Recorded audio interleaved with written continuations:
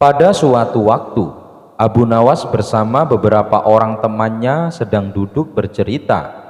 Setelah mereka selesai mengikuti sembahyang jamaah maghrib, mereka bercerita tentang kehidupan keagamaan. Kebetulan mereka menyinggung suatu masalah yang mengatakan bahwa orang buta itu tidak berdosa karena pintu masuknya dosa tertutup baginya. Alasannya karena matalah yang selalu melihat ke sana kemari yang dapat mendatangkan dosa. Akan tetapi Abu Nawas tidak menyetujui pendapat tersebut dan berniat akan membuktikannya. Keesokan harinya Abu Nawas berjalan-jalan dengan maksud untuk bertemu dengan orang buta. Dia mau membuktikan pendapatnya bahwa orang buta pun dapat pula berbuat dosa. Ia menyiapkan pundi-pundi dan mengisinya dengan uang ringgit. Tidak beberapa lama Abu Nawas berjalan, ia benar-benar menemukan orang buta. Abu Nawas memperhatikan gerak-gerik orang buta itu yang sedang berjalan dengan tongkatnya. Kemudian ia berpura-pura pula menjadi orang buta sambil membawa tongkat. Lalu ia sengaja menabrak orang buta itu seraya berkata, "Aduh, sungguh malang nasibku sebagai orang buta, ditabrak oleh orang yang tidak memiliki rasa belas kasihan." Orang buta itu heran mendengar keluhan orang yang ditabraknya, lalu berkata, "Maaf, saya juga orang buta. Saya tidak dapat melihat dan hanya dapat berjalan dengan bantuan tongkat ini. Sekali lagi mohon maaf, karena sungguh-sungguh saya tak sengaja." "Oh, engkau juga buta ya?" tanya Abu Nawas pura-pura tidak tahu. "Ya, saya buta. Peganglah tongkatku ini. Orang buta pastikan memakai tongkat untuk berjalan," jawab si buta. Disuruhlah Abu Nawas memegang tongkatnya. Begitu pula sebaliknya, si buta juga meraba tongkat Abu Nawas untuk membuktikan bahwa mereka adalah orang-orang yang buta. Akhirnya Abu Nawas berkata, "Kalau begitu kita senasib. Saudara, bagaimana kalau kita mencari rezeki bersama-sama?" Orang buta itu pun menyetujui ajakan Abu Nawas. Maka mereka berjalan bersama-sama dan orang buta itu yakin bahwa orang yang ditabraknya itu juga orang buta yang senasib dengan dia. Keduanya saling memaafkan dan terus berjalan bersama mencari rezeki. Di tengah perjalanan, Abu Nawas berpura-pura mau kencing dan meminta tolong kepada si buta agar pundi-pundinya yang penuh berisi uang dipegangkan dahulu baik-baik. Sementara Abu Nawas pura-pura kencing, ia terus memperhatikan tingkah laku si buta. Kemudian si buta meraba-raba pundi-pundi itu dan hatinya mulai tergoda untuk memiliki isinya. "Wah, pundi-pundi ini banyak sekali isinya. Lebih baik aku mengambilnya lalu pergi. Pasti ia tak dapat mencariku karena ia juga buta," pikir si buta tersenyum. Ia lalu meninggalkan Abu Nawas dan mencari tempat persembunyian agar si Abu Nawas tidak dapat menemukannya. Dalam situasi demikian, Abu Nawas berpura-pura mencari si buta dan meminta pertolongan kepada Tuhan. "Ya Tuhan, malang benar nasibku. Tadi saya ditabrak orang. Sekarang uang saya yang dilarikan orang. Sial benar aku. Ya Tuhan, semoga orang yang mengambil uang saya terkena lemparan batu ini, tepat pada tulang keringnya, biar tahu rasa dia."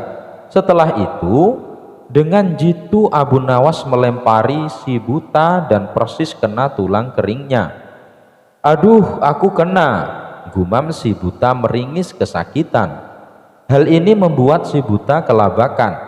Ia segera beranjak mencari lagi tempat persembunyian untuk menghindari Abu Nawas. Akan tetapi Abu Nawas yang pura-pura buta itu mengikuti si buta kemanapun ia pergi. Setelah dekat, Abu Nawas memohon lagi kepada Tuhan, "Ya Tuhan, semoga orang yang mengambil pundi-pundiku terkena lagi lemparan batu pada kepalanya. Tak lama kemudian terdengar lagi suara kesakitan dari si buta. "Aduh, kena lagi nih, kepalaku jadi benjol." Si buta memegangi kepalanya yang benjol. Maka si buta panik dan heran. Kok doanya terkabul lagi? Ah, itu hanya kebetulan. Si buta menghibur diri. Lalu ia menghindar lagi dan terus menghindar. Tetapi Abu Nawas tetap mengikutinya terus. Secara berturut-turut Abu Nawas berdoa lagi sambil melakukan lemparan beruntun kepada si buta dan selalu tepat, yaitu tepat mengenai perut, dada, dan terakhir muka si buta. Setelah terkena lemparan beruntun, si buta berpikir, mengapa semua sasaran yang akan dilempar selalu tepat mengenainya? Difikirnya lagi hingga berkerut keningnya. Si buta makin heran. Ia curiga. Tak lama kemudian, barulah si buta menyadari bahwa temannya itu, Abu Nawas, mempermainkannya. Antara marah dan was-was, si buta berkata, "Kalau begitu saudara tidak buta, saudara hanya mempermainkan saya. Ambillah kembali pundi-pundimu ini." Akhirnya si buta menyerahkan pundi-pundi itu kepada Abu Nawas dengan penuh kesedihan dan penyesalan terhadap nasibnya. Abu Nawas sendiri pulang sambil tersenyum kegelian. Ia puas karena dapat membuktikan bahwa orang buta dapat juga berbuat dosa. Abu Nawas dan hukuman anak ayam. Suatu pagi, Abu Nawas dipanggil ke istana untuk menghadap raja. Ia dituduh telah menipu salah satu prajurit istana. Abu Nawas dituduh telah meletakkan sebilah pisau di dalam belanjaan prajurit. Atas peristiwa itu, Abu Nawas akan dijatuhi hukuman dari sang raja karena dianggap membahayakan keselamatan sang raja. Setibanya di istana, Abu Nawas terkejut. Raja telah menyiapkan semuanya, termasuk mengumpulkan seluruh penduduk negeri itu untuk menyaksikan prosesi hukuman kepada Abu Nawas. Raja punya rencana sendiri untuk menghukum Abu Nawas, yakni akan dipermalukan Abu Nawas di depan khalayak ramai. Apa yang akan dilakukan raja sudah dirancang jauh-jauh hari, sebab raja tahu Abu Nawas bukan orang yang mudah ditaklukkan. "Abu Nawas, apakah kamu sudah siap untuk kuhukum?" kata raja dengan suara congkaknya. "Ayo, siapa takut?" jawab Abu Nawas dengan nada menantang. Sontak pertanyaan itu membuat rakyat melihat geleng-geleng kepala. Mereka tak habis pikir dengan ucapan Abu Nawas yang seolah menantang kematian. Lalu raja menyuruh prajurit mengambil barang yang sudah dipersiapkan untuk menghabisi nyawa Abu Nawas. Seketika itu juga Abu Nawas dan rakyat terkejut saat melihat benda yang diberikan raja kepadanya. Bukan senapan atau senjata tajam apapun, melainkan seekor anak ayam. Tentu saja hal itu membuat semua yang hadir bertanya-tanya. Mereka bingung dengan keinginan raja. "Abu Nawas, sekarang kau bunuh ayam itu," tugas raja. "Kenapa anak ayam yang tidak berdosa ini yang harus saya bunuh? Ia tak berdosa," tanya Abu Nawas. "Jangankan anak ayam itu, kau pun hari ini akan kubunuh. Aku akan membunuhmu sendiri dengan cara yang sama dengan caramu membunuh anak ayam itu," kata raja. Mendengar itu, Abu Nawas terkejut akan rencana raja. Sejenak Abu Nawas berpikir, seandainya ia mencekik anak ayam itu hingga mati, maka ia pun akan dicekik pula hingga mati. Begitu pula jika ia tebas leher anak ayam itu dengan pedang, maka ia terancam mati dengan cara dipedang pula. Lantas bagaimana caraku membunuh anak ayam ini dengan cara yang mustahil tidak bisa ditiru sang raja, katanya dalam hati. Setelah beberapa saat berpikir, Abu Nawas mengambil anak ayam itu. Tanpa diduga-duga, Abu Nawas meniup bagian pantat anak ayam itu hingga kembung dan akhirnya mati. Melihat kekonyolan itu, tiba-tiba terdengar suara penonton yang tertawa terbahak-bahak. Tak ketinggalan para prajurit kerajaan pun tertawa terpingkal-pingkal dengan tingkah kocak Abu Nawas. Suasana tegang bisa mencair. Mereka tak sanggup membayangkan raja akan membunuh Abu Nawas dengan cara yang sama dengan cara Abu Nawas membunuh anak ayam itu. Raja sendiri yang melihat tingkah Abu Nawas hanya terdiam malu. Lagi-lagi rakyatnya sendiri telah mengetahui tingkat kecerdasannya yang kalah dibanding Abu Nawas. Akhirnya raja mengurungkan hukuman untuk Abu Nawas. Bahkan raja menyebut Abu Nawas tidak bersalah. Untuk kesekian kalinya raja gagal menghukum Abu Nawas yang dikenal memiliki akal cerdik itu. Abu Nawas dan 9 ekor keledai. Suatu hari saat Abu Nawas sedang duduk santai, kemudian datanglah seorang tamu ke rumahnya. Tamu tersebut merupakan saudagar yang paling kaya di kampung.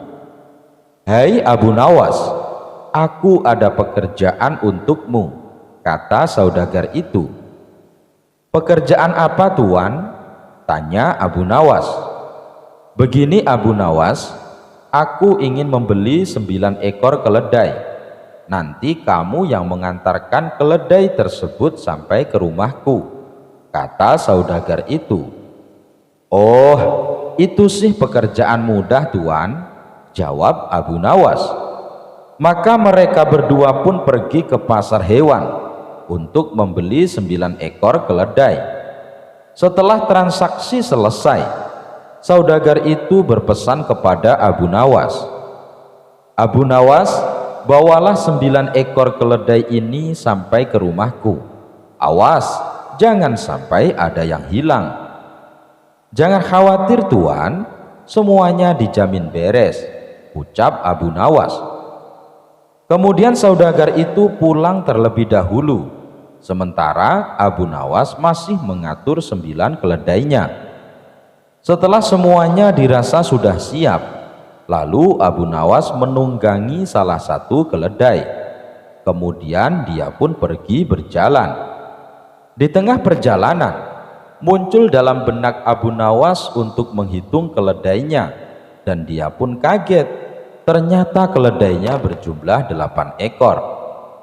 "Bukankah waktu berangkat ada 9 ekor? Kenapa hilang satu?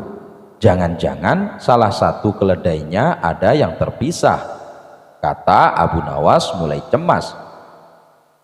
Lantas Abu Nawas turun dan mencari keledainya yang hilang. Ia mencari ke sana kemari, namun tak menjumpai apapun.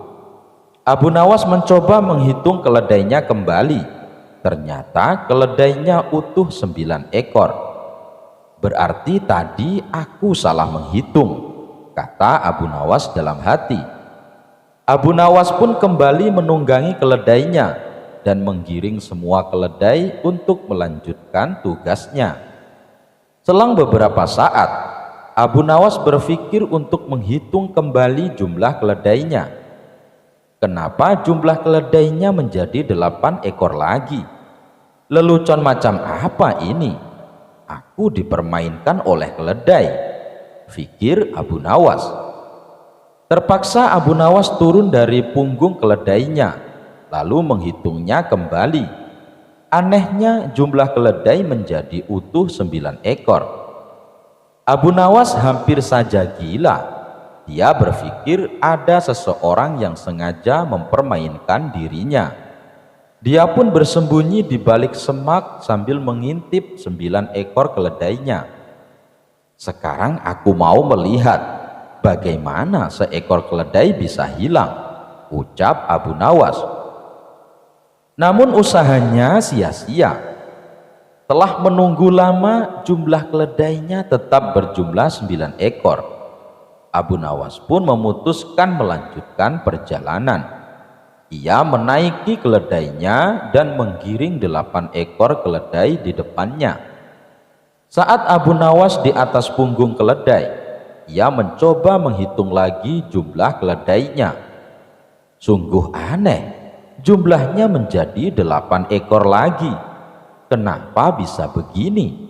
Ucap Abu Nawas mulai stres. Tiba-tiba datanglah lelaki tua dan menghampiri Abu Nawas.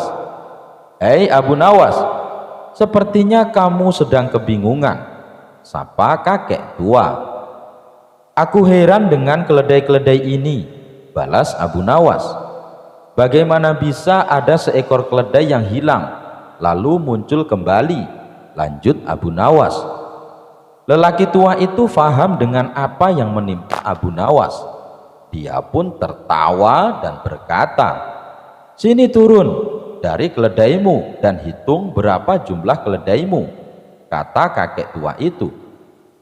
Nawas turun dan kembali menghitungnya.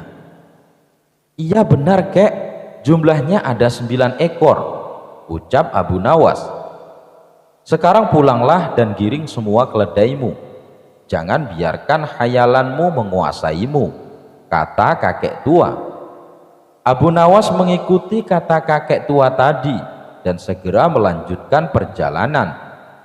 Lagi-lagi saat Abu Nawas menaiki keledainya, ia menghitung jumlah keledai yang digiring.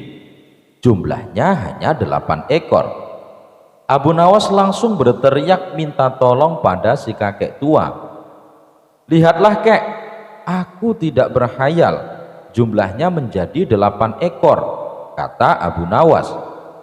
"Hei Abu Nawas, kamu hanya menghitung keledai di hadapanmu, sementara keledai yang kau tunggangi tidak dihitung. Ya jelas saja jumlahnya hanya 8 ekor, kata kakek tua kembali tertawa. Abu Nawas seketika kembali menyadari kelalaiannya. Ternyata sepandai-pandainya orang atau secerdik-cerdiknya orang, suatu saat pasti akan merasakan kelalaian. Abu Nawas dan segentong air. Al-Kisah, kali ini Baginda Raja berencana akan berburu di hutan. Baginda Raja memerintahkan pembantunya untuk menyiapkan semua peralatan dan perbekalan selama berburu. Berbeda dari cara berburu sebelumnya, kali ini Baginda Raja mengajak serta Abu Nawas. Kemudian Baginda Raja meminta Abu Nawas membantu membawa perbekalan dan dipersilahkan memilih sendiri barang yang akan dibawa. Tanpa berpikir panjang, Abu Nawas memilih gentong tempat wadah air minum yang cukup besar. Baginda Raja dan prajurit heran dengan pilihan Abu Nawas. Mereka menganggap Abu Nawas bodoh karena memilih gentong air yang besar dan berat, padahal masih banyak barang yang kecil. "Hai Abu Nawas, kenapa kau pilih barang bawaan yang paling berat?" tanya Baginda Raja penasaran. "Nanti Paduka Raja juga akan tahu sendiri," ucap Abu Nawas sambil tersenyum. Baginda Raja pun memerintahkan pasukannya untuk berjalan. Dan selama perjalanan, tentunya Abu Nawas menjadi orang yang paling terakhir. Ia berjalan paling belakang karena beratnya membawa gentong air. Karena perjalanan yang cukup jauh, rombongan memilih berhenti untuk istirahat sejenak. Di saat itulah mereka membutuhkan air untuk menghilangkan rasa dahaga, dan tentunya Abu Nawas menjadi orang paling dicari karena Abu Nawas yang membawa perbekalan air minum. Setelah perjalanan dilanjutkan, gentong air yang dibawa Abu Nawas mulai berkurang isinya dan menjadi lebih ringan. Abu Nawas pun tidak lagi berjalan di belakang, Kini ia berjalan di tengah-tengah rombongan. Setelah istirahat yang kedua, ketiga, dan seterusnya, gentong air yang dibawa Abu Nawas pun semakin berkurang, sampai kemudian gentongnya kosong sama sekali.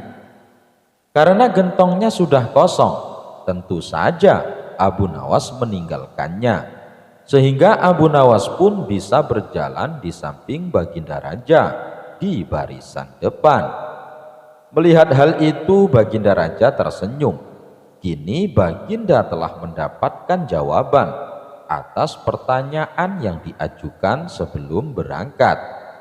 "Kamu memang cerdik, Abu Nawas," ujar Baginda Raja dalam hatinya. Abu Nawas ditangkap dan diborgol karena membohongi prajurit kerajaan. Pada suatu pagi hari, Abu Nawas sedang duduk-duduk bersantai di teras rumahnya. Beberapa saat kemudian datanglah beberapa prajurit. "Pak Tua, di manakah aku bisa menemukan tempat untuk bersenang-senang di daerah sekitar sini?" tanya seorang prajurit yang ternyata komandan prajurit. "Kalau tidak salah di sebelah sana," jawab Abu Nawas malas-malasan. "Di manakah tempat itu?" tanya prajurit lainnya dengan sifat yang tidak menghargai. "Pergilah ke arah sana, lurus tanpa belok-belok, maka kalian akan menjumpai tempat untuk bersenang-senang," jawab Abu Nawas. Rombongan tentara kerajaan itu akhirnya pergi juga menuju tempat yang sudah ditunjukkan oleh Abu Nawas. Setelah beberapa saat, kagetlah mereka semua karena tempat yang mereka cari tidak ditemukan, kecuali hanya sebuah komplek kuburan yang sangat luas. Dan tentu saja hal ini membuat para prajurit berang karena merasa telah ditipu oleh Abu Nawas. Mereka pun kembali lagi ke tempat Abu Nawas. "Wahai Pak Tua, keluarlah engkau. Kenapa engkau berani sekali membohongi kami?" tanya sang komandan yang tidak tahu kalau yang diajak bicara itu sebenarnya adalah Abu Nawas, si penasehat kerajaan. "Siapakah engkau ini? Berani sekali membohongi kami," tanya salah seorang prajurit. "Aku adalah abdi," jawab Abu Nawas. Terkesan asal bicara, komandan dan para prajurit merasa geram dan marah. "Prajurit, tangkap dia," perintah komandan kepada anak buahnya. "Engkau akan aku bawa ke panglima kami," kata komandan kepada Abu Nawas. Rupanya Abu Nawas dihadapkan ke panglima kerajaan. "Wahai panglima, kami telah menangkap seorang pembohong yang berani membohongi pasukan kerajaan," kata komandan melaporkan. Panglima bersikap biasa saja. Bahkan dia memerintahkan kepada prajurit untuk melepaskan borgol di tangan Abu Nawas. Komandan dan para prajurit terkejut dan merasa heran. Ada apa gerangan? Dan setelah itu panglima pun mendekati Abu Nawas. "Tuan Abu, maafkan perbuatan anak buahku di sini ya," kata panglima itu dengan sangat sopannya. Panglima dan Abu Nawas sudah saling mengenal. Mereka seringkali bertemu ketika sang khalifah mengundangnya ke istana. Betapa terkejutnya sang komandan dan para prajuritnya. Perasaan sombong dan congkak yang tadi menyelimuti mereka seakan berubah menjadi rasa takut. "Wahai Tuan Abu, sebenarnya kebohongan apa yang mereka sangkakan kepadamu?" tanya panglima. "Wahai panglima, mereka memintaku untuk menunjukkan tempat untuk bersenang-senang. Tentu saja aku tunjukkan kuburan, karena kuburan adalah tempat yang lebih baik bagi orang-orang yang taat kepada Allah Subhanahu wa Ta'ala. Di sana pula dia akan mendapatkan hidangan yang nikmat dari Allah Subhanahu wa Ta'ala, terbebas dari rasa fitnah dan kejahatan manusia dan makhluk lainnya," jawab Abu Nawas serius. Panglima tersenyum mendengar penjelasan Abu Nawas. Komandan lantas buru-buru mendekati Abu Nawas. "Maafkan hamba, Tuan Abu," katanya. "Andai saja aku mengetahui bahwa Tuan adalah Tuan Abu Nawas, tentu kami tidak akan berani membawa Tuan ke hadapan Panglima," kata komandan lagi. "Wahai komandan, apakah aku telah membohongi kalian? Bukankah aku berkata benar? Aku adalah abdi, dan setiap orang adalah abdi Allah Subhanahu wa Ta'ala, termasuk kalian semuanya," tutur Abu Nawas. "Anda benar tuanku," jawab komandan malu hati. Abu Nawas menemukan sekantong emas. Pada suatu ketika, negeri Baghdad sedang mengalami masa paceklik. Pertanian banyak yang gagal dan pasar sepi pembeli. Tentu saja kondisi ini sangat mempengaruhi rakyatnya. Banyak warga yang mengalami kesusahan, tak terkecuali Abu Nawas. Dia dan istrinya terkadang harus berpuasa karena tidak ada makanan. Suatu ketika, Abu Nawas berjalan-jalan di pasar untuk menghilangkan rasa jenuhnya. Dan tiba-tiba Abu Nawas menemukan kantong hitam berisi uang. Maka dibawanya kantong hitam tersebut dan langsung ditanam di dalam tanah. Abu Nawas merenung sepanjang malam. Pikirannya bertanya-tanya, apakah uang di dalamnya akan diambil atau tidak. Hatinya berpikir untuk mengambilnya karena keluarganya sedang mengalami kelaparan. Namun Abu Nawas teringat terus bahwa memakan harta haram bisa mendapatkan siksa kubur di dunia dan akhirat.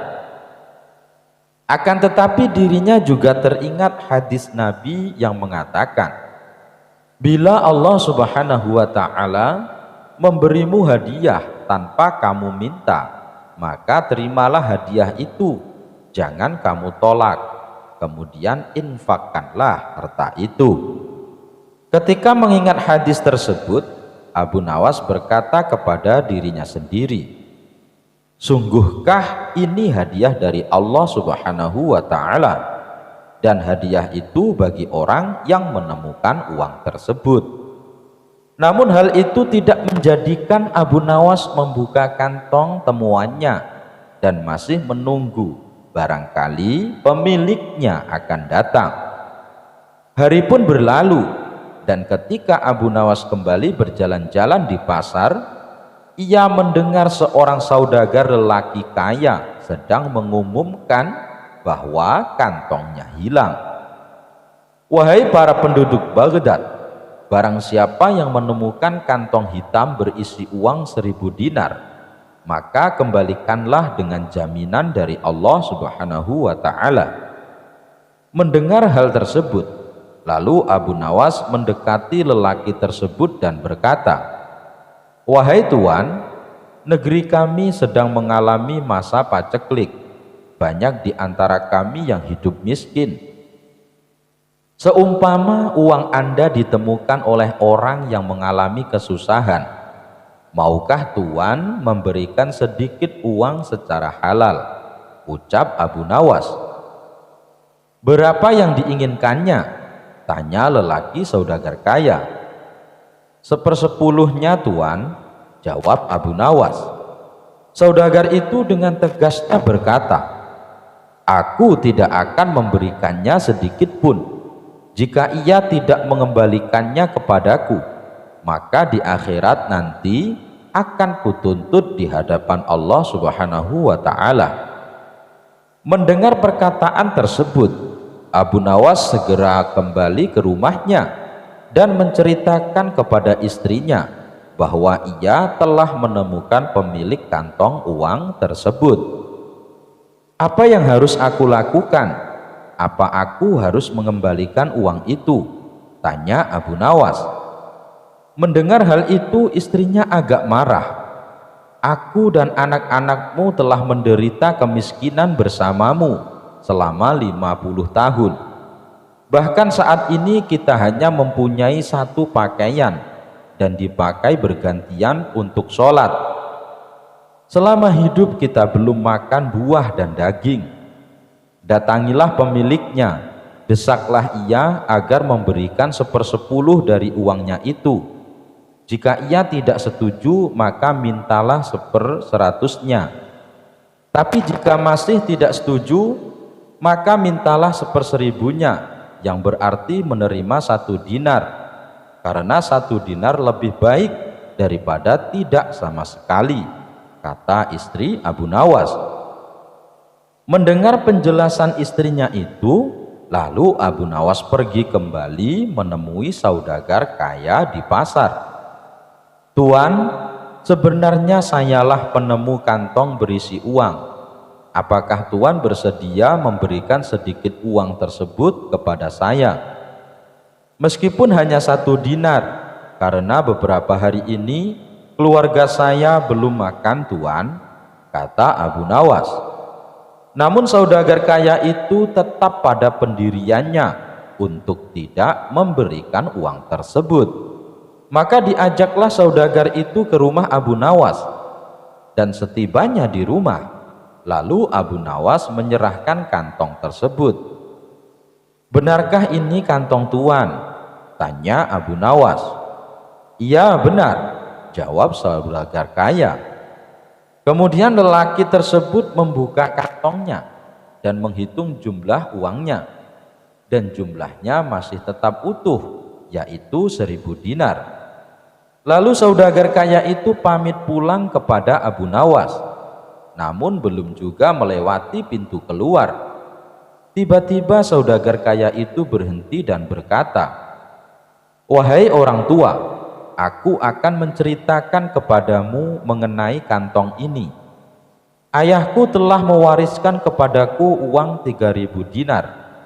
Sebelum meninggal, ayah berpesan kepadaku untuk membagikan 1/3-nya kepada orang yang berhak menerimanya.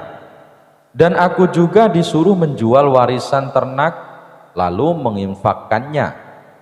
Sebagian lagi aku gunakan untuk pergi haji, maka aku pun melaksanakan wasiat itu, dan wasiat untuk membagikan 1/3 uang dari kekayaanku. Uang tersebut aku letakkan pada kantong ini, lalu aku pergi ke kota Baghdad untuk mencari orang yang benar-benar miskin. Namun aku tidak menemukan seorang pun yang lebih berhak daripada Anda. Maka ambillah uang di kantong ini. Semoga Allah Subhanahu wa ta'ala memberkahimu," kata saudagar lelaki kaya tersebut. Mendengar hal itu, Abu Nawas pun bersyukur kepada Allah Subhanahu wa ta'ala. Kesabaran dan kejujurannya saat menemukan uang tersebut ternyata mendapat jalan lain dari Allah. Ternyata saudagar kaya tersebut tidak hanya memberikan 1/100 yang dimintanya, melainkan semua uang yang ada di kantong tersebut.